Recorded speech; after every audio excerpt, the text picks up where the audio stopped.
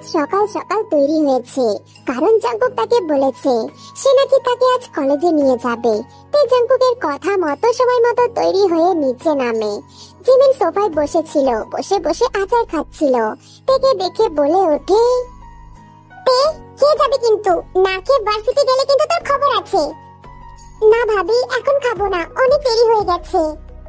Jimin আর কিছু বলার আগেই জাঙ্কুক সিঁড়ি বেয়ে নিচে নামে। তের দিকে তাকিয়ে গম্ভীর কণ্ঠে বলে, তে চল। তে মাথা নাড়িয়ে জাঙ্কুকের পিছু পিছু বাড়ি থেকে বেরিয়ে যায়। বাবা, এটা কি হলো? সূর্য কি আজ পশ্চিম দিকে উঠলো নাকি? জাঙ্কুক তেকে নিয়ে ভার্সিটি যাচ্ছে, তাও আবার নিজের ভাইকে। ও মাই গড, এটা আমাকে এখন বিশ্বাস করতে হবে। নিজের মনে কথাগুলো বলে জিমিন একবার চেঁচিয়ে জাঙ্কুককে উদ্দেশ্য করে বলে, জাঙ্কুক, তে কিন্তু কিচ্ছু খায়নি। মেয়েটাকে রাস্তায় কিছু খাইয়ে তারপর ভার্সিটি নিয়ে যেও, কেমন? জিমিনের কথা জাঙ্কুকের কানে আসে। জাঙ্কুক তের দিকে তাকিয়ে বলে, তে খাসনি কেন? আসলে জাঙ্কুক ভাই, ভেবেছিলাম ভার্সিটি থেকে এসে তারপর খাবো। জাঙ্কুক আর কিছু না বলে চুপচাপ বাইক স্টার্ট দেয়। তে জাঙ্কুকের পাশে বসে, কিন্তু জাঙ্কুককে ধরার সাহস পাচ্ছে না। কি হলোটা কি? ধরে বসতে, না হলে পড়ে যাবি তো। জাঙ্কুকের কথা শুনে তে মৃদু হেসে জাঙ্কুকের কাঁধে হাত রাখে। বাইক চলছে আপন গতিতে। বাতাসের কারণে তের চুল জাঙ্কুকের চোখে মুখে এসে লাগছে। এতে জাঙ্কুকের বাইক চালাতে বেশ সমস্যা হচ্ছে। হঠাৎ করে জাঙ্কুক বাইক থামায়। তে ভয় পেয়ে যায়। কি হয়েছে জাঙ্কুক ভাই? জাঙ্কুক কিছু বলে না। তের হাতে লাগিয়ে রাখা রাবারটা এক টানে খুলে ফেলে, চুলগুলো আটকে দেয়। তে জাঙ্কুকের এমন স্পর্শে কেঁপে ওঠে। তোর চুলের কারণে আমার বাইক চালাতে সমস্যা হচ্ছে। আচ্ছা, সরি জাঙ্কুক ভাই, আমি বুঝতে পারিনি। আসলে চুলগুলো ভেজা ছিল তো, তাই ছেড়ে রেখেছিলাম। ঠিক আছে, ভার্সিটি গিয়ে খুলে ফেলিস। এখন এভাবেই থাক। মাথা দিয়ে হ্যাঁ সম্মতি জানায়। জাঙ্কুক বাইক স্টার্ট দেয় আর ভার্সিটির উদ্দেশ্যে রওনা দেয়। ভার্সিটির সামনে আসতেই তে তড়িঘড়ি করে নেমে যায়। তে দাঁড়া। কিছু কি বলবে? জাঙ্কুক থেকে কিছু না বলে একটা দোকানের দিকে এগিয়ে যায়। তে জাঙ্কুকের যাওয়ার পানে তাকিয়ে আছে। কিছুক্ষণ পর জাঙ্কুক হাতে করে কিছু খাবার নিয়ে আসে।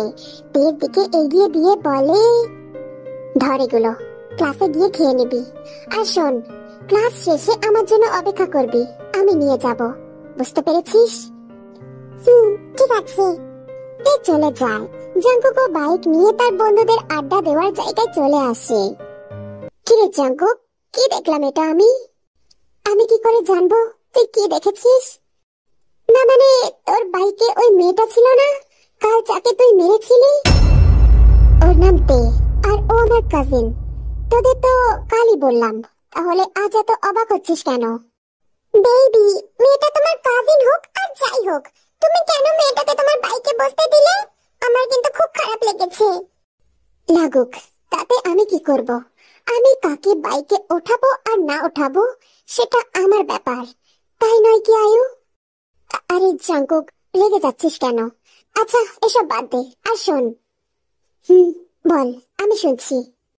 বলছিলাম কি, তোর কাজিনের সাথে আমার যদি একটু ইয়ে করিয়ে দিতি। মানে সত্যি বলছি, তোর কাজিন অনেক সুন্দরী। ইউনহো কথাটা বলতে দেরি জাঙ্কুকের তাকে ঘুষি মারতে দেরি হয়নি।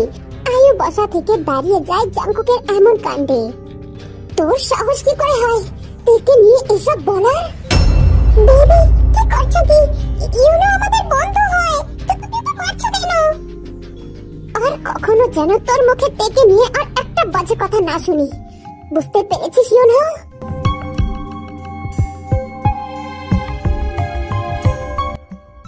কথাটি বলেই জাঙ্কুক সেখান থেকে চলে যায়। ক্লাস শেষে তে জাঙ্কুকের জন্য অপেক্ষা করছে। কিছুক্ষণ পর জাঙ্কুক বাইক নিয়ে তের সামনে আসে। তে জাঙ্কুককে দেখে তাড়াতাড়ি করে বাইকে চড়ে বসে। জাঙ্কুকের চোখ মুখ গম্ভীর। তে ভয়ে আর একটা কথা বলে না, চুপচাপ বসে থাকে। বাড়ি এসে তে তাড়াতাড়ি করে বাইক থেকে নেমে দৌড়ে ভিতরে চলে যায়। তে, তুই এসে গেছিস? কেন ভাবি, কিছু কি হয়েছে? আগে যা ফ্রেশ হয়ে নে, আমি মাকে বলছি তোর রুমে তোর জন্য আর আমার জন্য খাবার পাঠাতে, তারপর সব বলবো। আচ্ছা ঠিক আছে ভাবি। তে মাথা নাড়িয়ে নিজের রুমে চলে যায়। জাংকুকের কাছে জিমিনের হাবভাব একটুও ভালো লাগেনি। নিজের মনে কিছু একটা ভাবতে ভাবতে জাংকুকও তার রুমে চলে যায়।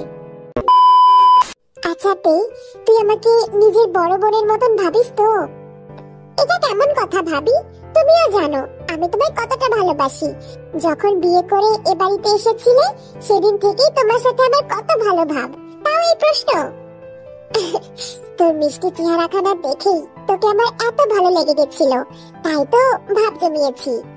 কথাটা বলে দুজনই হেসে দেয়। জিমিন হাসি থামিয়ে বলে, তোর ফোনটা একটু দে তো তে। আমার ফোন দিয়ে কি করবা ভাবি? আরে দে না, দরকার আছে।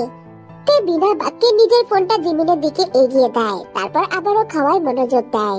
এদিকে জিমিন তের অগোচরে তের ফোন থেকে কয়েকটা ছবি জিমিনের ফোনে পাঠিয়ে তের ফোন থেকে জিমিনের চ্যাট লিস্ট ডিলিট করে দেয়।